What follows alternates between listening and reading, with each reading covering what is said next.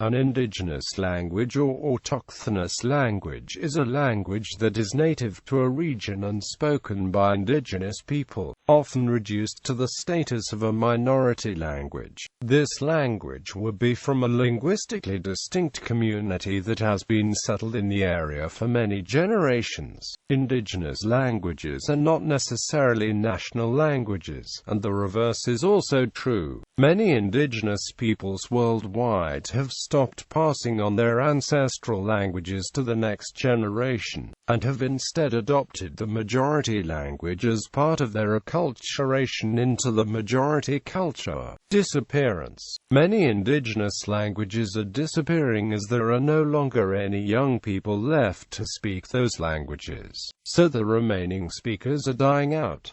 In North America, since 1600, at least 52 Native American languages have disappeared. Globally, there may be more than 7,000 languages that exist in the world today, though many of them have not been recorded because they belong to tribes in rural areas of the world or are not easily accessible. It is estimated that 6,809 living languages exist in the world today, but 90% of them are spoken by fewer than 100,000 people. Some languages are very close to disappearing. 46 languages are known to have just one native speaker, while 357 languages have fewer than 50 speakers. Rare languages are more likely to show evidence of decline than more common ones. Of those languages, this means that roughly 6,100 languages are facing a risk of extinction. Oklahoma provides the backdrop for an example of language loss in the developed world. It boasts the highest density of indigenous languages in the United States.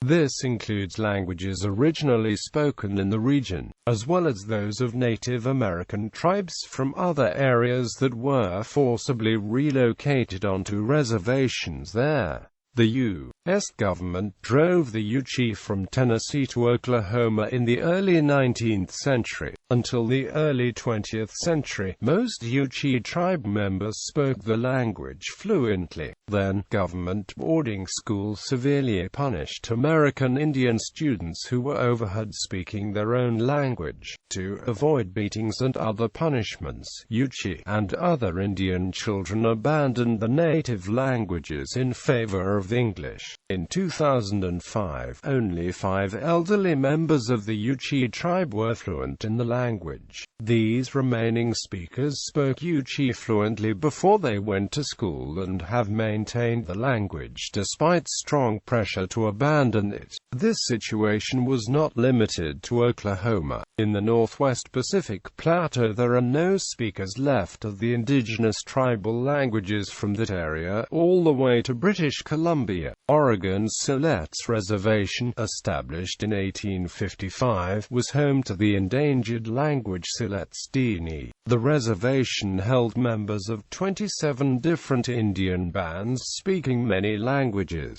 In order to communicate, people adopted Chinook jargon, a pidgin, a hybrid language. Between the use of Chinook jargon and the increased presence of English, the number of speakers of indigenous languages dwindled. Other tribes of Native Americans were also forced into government schools and reservations. They were also treated badly if they did not become civilized. This meant they were to go to Christian churches and speak English. They were forced to give up the tribal religious beliefs and languages. Now, these Native Americans are trying to regain some of the lost heritage. They gather at powwow to share culture, stories, remedies, dances, music, rhythms, recipes and heritage with anyone who wants to learn them. In January 2008, in Anchorage, Alaska, friends and relatives gathered to bid the last farewell to 89-year-old Marie Smith Jones, a beloved matriarch of her community. As they bid her farewell to her, they also bid farewell to the Yaqui language, as Marie was the last fluent speaker of the language. Quote, in the Isle of Man, following the decline in the use of Manx during the 19th century, Cheshire was founded in 1899.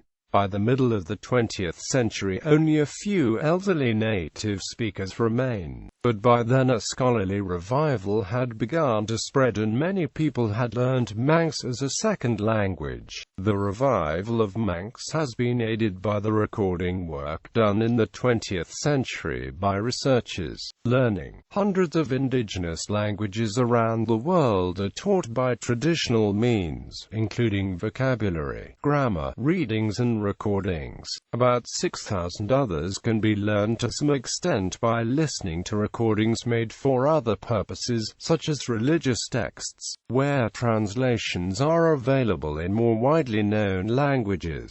Bibliography. Frawley, William and Amp Hill, Kenneth C. Making Dictionaries, Preserving Indigenous Languages of the Americas. Berkeley, University of California Press.